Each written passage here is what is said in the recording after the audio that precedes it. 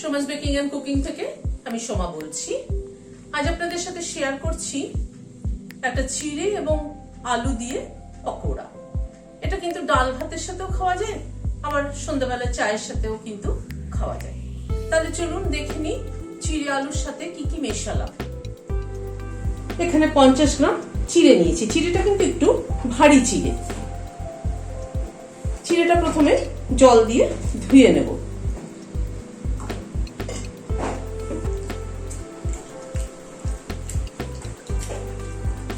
জল পাল্টে দুবার একটুখানি চিড়েটাকে ধুয়ে নিচ্ছি। চিড়েটাকে ধুয়ে নেওয়ার পরে আমি কিন্তু এক্সট্রা আর কোনো জল দিয়ে ভেজাবো না। এই চিড়েটা ধোয়ার পরে যে গায়ে যেটুকু জল লেগে থাকে সেটুকুতেই চিড়েটা যেটুকু নরম হওয়ার হবে 10-15 মিনিট এইভাবে রেখে দেব। এখানে দুটো আলু ছুলে নিয়েছি। আলুটাকে প্রথমে গ্রেট করে নেব। এই ছোট দিকটা দিয়ে গ্রেট করব।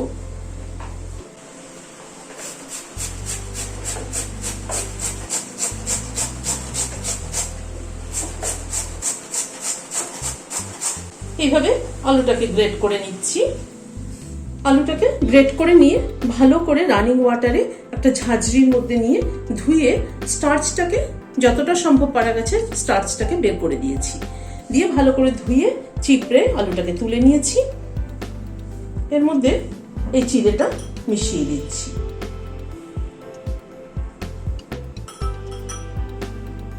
চিড়েটা তখন একদম কিন্তু ঝরঝরে, এরকম ঝরঝরে না হলে কিন্তু ভালো হবে না। চিড়েতে কিন্তু যে জল দেয়নি, যে গায়ে যেটুকু জল ছিল তাতেই কিন্তু চিড়েটা ভিজে গেছে। এবার একটা পেঁয়াজ কেটে নিয়েছি, সেটা মেশাচ্ছি।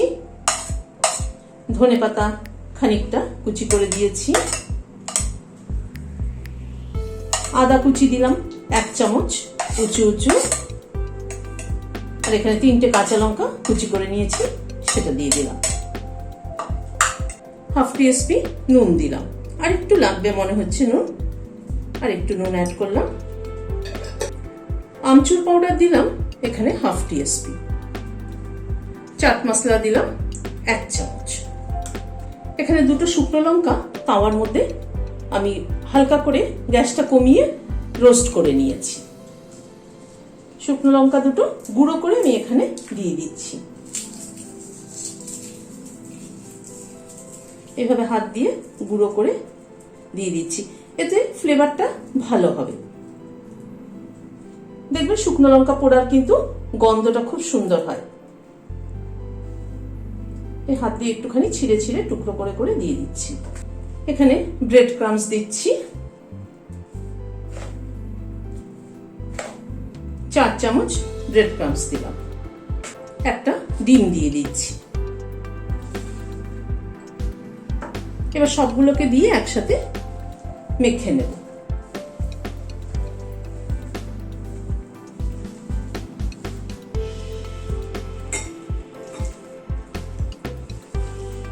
দু চামচ ময়দা অ্যাড করছি।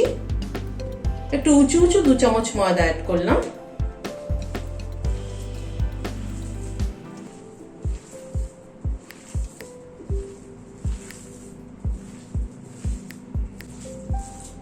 ভালো করে সবগুলোকে মেখে নিলাম। এবার এই মন্ডটা থেকে খানিকটা করে নিয়ে এরকম গোল গোল বল করে নিচ্ছি।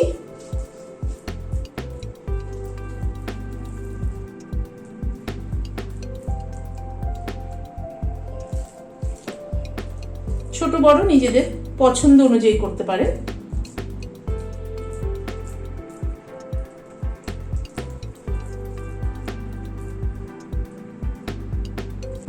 এভাবে বলগুলো সব তৈরি করে নিচ্ছি। বলগুলোকে তৈরি করে নিলাম। এবার বলগুলোকে এই ব্রেড ক্রাম্বসের মধ্যে একটু কোট করে নিচ্ছি।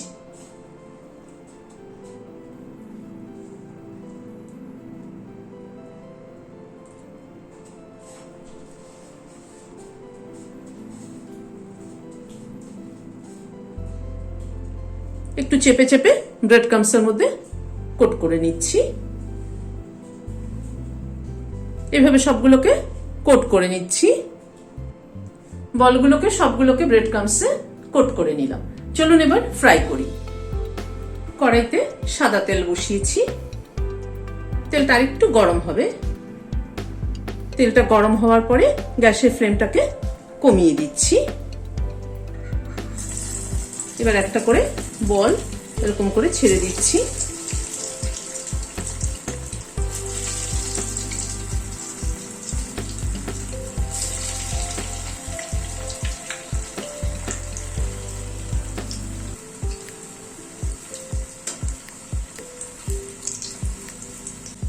উল্টে পাল্টে বলগুলোকে ভেজে নিলাম।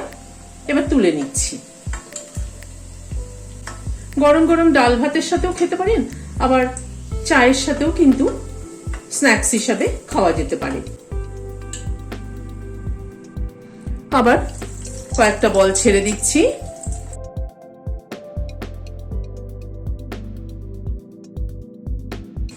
এই বলগুলোকেও ভেজে তুলে নিচ্ছি। সবগুলোকে ভেজে তুলে নিলাম। রেসিপিটি কেমন লাগলো আমাকে কমেন্ট বক্সে জানাবেন।